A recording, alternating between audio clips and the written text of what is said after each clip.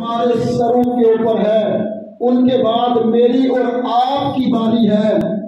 موت ایک ایسا مسئلہ ہے، ایسا لمحہ ہے کہ کسی کو کوئی چھٹکارا حاصل نہیں ہے۔ ہاں بس اتنی سی بات ہے، دنیا کے اندر آنے کی ایک ترتیب موجود ہے۔ پہلے والد آئے گا، اس کے بعد اس کی اولاد ہوگی۔ دنیا کے اندر آنے کی ایک ترتیب موجود ہے، لیکن محترم بھائیوں اور بزرگوں، اس دنیا سے جانے کی کوئی ترتیب موجود نہیں ہے۔ اللہ اکبر، والدہ زندہ ہے اور بھائی اور بیٹا دنیا سے جا رہا ہے۔ والد زندہ ہے اور بیٹا دنیا کو چھوڑ کے جا رہا ہے۔ بیمار موجود ہیں اور تندرست دنیا کو چھوڑ کے جا رہے ہیں۔ کتنے ایسے لوگ ہیں کہ جو موت کی تمنا کر رہے ہیں، اللہ سے دعائیں مانگ رہے ہیں، یا اللہ اس بیماری سے بہتر ہے کہ میں تیرے پاس آ جاؤں، اس لاغری اور کمزوری سے بہتر ہے، اس محتاجگی والی زندگی سے بہتر ہے کہ اللہ جی آپ مجھے اپنے پاس بلا لیں۔ وہ دعائیں مانگ رہے ہیں، اور ہمارے ساتھ میں کتنے افراد ایسے ہیں، ابھی چند منٹ پہلے ان سے ملاقات ہوتی ہے، ابھی چند منٹ پہلے ان سے فون کے اوپر بات ہوتی ہے، ابھی چند لمحے پہلے ان سے گپ شپ ہوتی ہے، اور چند لمحے گزرنے کے بعد پتہ چلتا ہے کہ وہ اس دنیا فانی کو چھوڑ کے جا چکا ہے، یہاں سے کوچ کر چکا ہے۔ دو تین باتیں خود کو سمجھانا چاہتا ہوں، اپنے بھائیوں اور بزرگوں کے سامنے رکھنا چاہتا ہوں۔ سب سے پہلی بات، میرے رب کا فیصلہ اٹل ہے، اللہ کا حکم اٹل ہے۔ کل نفس ذائقۃ الموت، کہیں رب رحمان فرماتے ہیں، علیم بذات الصدور فرماتے ہیں، علی کل شیء قدیر فرماتے ہیں، فعال لما یرید فرماتے ہیں۔ رب المغفرہ، رب العزہ اعلان کرتے ہیں، کل من علیہا فان ویبقى وجہ ربک ذو الجلال والاکرام۔ کہیں مالک اعلان کرتے ہیں، الذی خلق الموت والحیات لیبلوکم ایکم احسن عملا۔ قرآن بڑا پڑا ہے، اللہ اعلان کرتے ہیں ہر ذی روح چیز کو موت کا ذائقہ چکھنا ہی چکھنا ہے۔ ایک اللہ ذو الجلال والاکرام ہے، اس کو موت نہیں آئے گی۔ وہ رب ہے، وہ رحمان ہے، وہ مالک ہے، وہ خالق ہے، وہ پروردگار ہے۔ اس رب کو موت نہیں ہے، اس رب کے سوا کل من علیہا فان، کسی کو بقا نہیں ہے۔ ہر عروج کو زوال ہے، جو فصل پک جائے گی وہ کاٹی بھی جائے گی، جو بیج بویا جائے گا اس کو زمین سے اکھاڑا بھی جائے گا، جو درخت تیار ہو جائے گا اس کو کاٹا بھی جائے گا۔ کل من علیہا فان۔ ہاں اس کے اندر ایک اور بات کو ایڈ کر لیجئے، ایک اور بات کو اس کے ساتھ ملا لیجئے، موت تو آئے گی، مجھے بھی علم ہے، آپ کو بھی علم ہے، چھوٹا بھی جانتا ہے، بڑا بھی جانتا ہے، ہم تو مان بھی چکے ہیں کہ موت آئے گی۔ کب آئے گی، کس عمر میں آئے گی، کس وقت آئے گی، کس سفر میں آئے گی۔ اذا جاء اجلها لا يستأخرون ساعة ولا يستقدمون۔ بوڑھا دنیا سے نہیں جائے گا، بیمار دنیا سے نہیں جائے گا، فالج اس بات کی گارنٹی نہیں ہے کہ جس کو فالج ہو چکا ہے وہ دنیا کو چھوڑ جائے گا۔ شوگر اور بلڈ پریشر کا مریض دنیا کو چھوڑ کے نہیں جائے گا۔ ربا پھر کون جائے گا، مالک کون جائے گا، اے میرے رب کون جائے گا۔ رب اعلان کرتے ہیں اذا جاء اجلها، ہاں جس کا اجل آ گیا، جس کا وقت آ گیا، جس کا وقت آ گیا، جس کی زندگی پوری ہو گئی، جس نے اپنا رزق کھا لیا، جس نے اپنا سفر پورا کر لیا، جس کا سٹاپ قریب آ گیا، اس کو اترنا ہے گاڑی سے، اس کو مرنا ہے، ہاں پھر کیا ہوگا؟ اللہ مہلت بھی دیں گے، اللہ لمحے بھی دیں گے، اللہ چند منٹ دے دیں گے۔ اپنے کسی بھائی کو خبر کر لیں، اللہ چند لمحے دے دیں گے۔ اپنے کسی دوست سے معافی مانگ لیں، اللہ چند لمحے دے دیں گے۔ اپنی والدہ کے قدموں کو چوم لیں، اللہ چند لمحے دے دیں گے۔ اپنے بھائیوں سے کوئی گلہ شکوہ کر لیں، رب اعلان کرتے ہیں لا یستأخرون ساعۃ ولا یستقدمون۔ جب وہ لمحہ آ جائے گا، آنکھ جھپکنا کیا ہے، اس کا 1000واں حصہ ہو، 1 سیکنڈ کیا ہے، اس کا 100واں حصہ ہو، تمہیں 1 لمحے کے لیے بھی مہلت نہیں ملے گی۔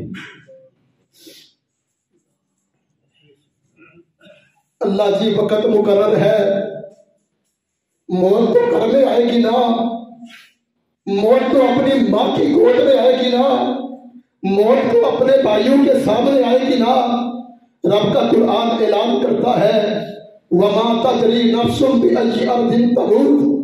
ساری عمر سیال کوٹ رہو گے، اگر تمہاری موت خوشاب کے علاقے میں لکھی ہوئی ہے، وقت مقرر ہے، جگہ مقرر ہے، ڈیوٹی تم سیال کوٹ میں کرو گے، شب و روز سیال کوٹ کی گلی بازاروں میں گزارو گے، بسر کرو گے، لیکن تمہاری موت خوشاب کے اگر علاقے میں لکھی ہوئی ہے تو اللہ پاک اس وقت مقرر میں تمہیں وہاں پر لے جائیں گے۔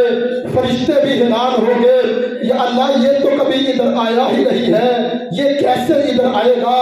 اللہ کا فیصلہ ہے، کوئی جان نہیں جانتی کہ اس کی موت کب اور کہاں پر آئے گی۔ محترم بھائیو، کچھ تعلیمات ہوتی ہیں، کچھ علم کی باتیں ہوتی ہیں اور کچھ مشاہدات ہوتے ہیں۔ اللہ اکبر، ہمارے خاندانوں میں، ہمارے گھروں میں جب ہم اپنے ہاتھوں سے اپنے بھائیوں کے جنازے اٹھاتے ہیں، جب ہم اپنے ہاتھوں سے اپنی والدہ کی اور والد کی میت کو کندھا دیتے ہیں، اللہ ہمیں کچھ سمجھانا چاہتے ہیں، اللہ ہمیں کچھ بتلانا چاہتے ہیں۔ وَمَا هَٰذِهِ الْحَيَاةُ الدُّنْيَا إِلَّا مَتَاعُ الْغُرُورِ قُلْ مَتَاعُ الدُّنْيَا قَلِيلٌ وَالْآخِرَةُ خَيْرٌ لِمَنِ اتَّقَىٰ۔ اللہ اعلان کر کر کے کچھ بتلانا چاہتے ہیں، یہ دنیا کی زندگی دھوکے کے سوا کچھ نہیں ہے، یہ دنیا کی زندگی عارضی زندگی ہے، یہ دنیا کی زندگی اور اس کی یہ ضروریات۔ جمعے کا وقت ہے، اللہ سے دعا بھی کر لیں، اللہ کی قسم دنیا کے مال کو اکٹھا کرنا، دنیا کے مال کو جمع کرنا، حلال روزی کمانا کوئی غلط بات نہیں ہے۔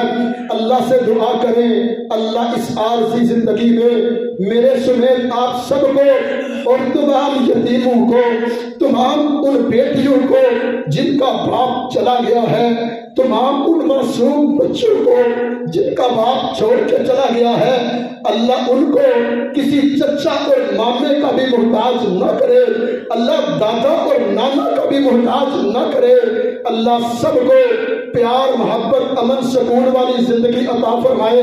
لیکن یاد رکھیے گا ان الدار الآخرۃ لہی الحیوان، اب تو مشاہدے ہو چکے ہیں۔ ڈاکٹر ظفر اقبال میرے بڑے بھائی اور قاری عمر وقاص صاحب کے زندگی کے خدمت انسانیت کے بہترین ساتھی ہمیں یہ پیغام دے گئے ہیں۔ رب نے گاڑی بھی دی ہے، بہترین گھر بھی دیا ہے، لیکن بیٹیاں موجود ہیں، اللہ نے بیٹا بھی دیا ہے، اللہ نے بیٹیاں بھی دی ہیں، سرکاری ملازمت بھی ہے، لیکن یاد رکھنا یہ دنیا کی زندگی ہمیشہ رہنے والی زندگی نہیں ہے۔ ان الدار الآخرۃ لہی الحیوان، میری اور آپ کی حقیقی زندگی جو ہے وہ اخروی زندگی ہے، وہ آخرت کی زندگی ہے۔ ہاں والآخرۃ خیر، دنیا کی زندگی عارضی ہے، آخرت کی زندگی بہترین زندگی ہے، خیر بہتر ہے۔ کس کے لیے؟ لمن اتقى، جس نے خدمت انسانیت میں زندگی بسر کی ہے، لمن اتقى، جس نے بلڈ بینک کھول کھول کے انسانوں کی جانوں کو بچایا ہے۔ لمن اتقى، یہ زندگی بہتر ہے آخرت کی، قبر کی، اس کے لیے جو انسانوں کے کام آیا ہے، جو نمازی ہے، جو توحید والا ہے، جو سنت والا ہے، جو عقیدے والا ہے، جو عقیدت والا ہے، جو ختم نبوت پہ کام کرنے والا ہے، جو خدمت انسانیت پہ کام کرنے والا ہے۔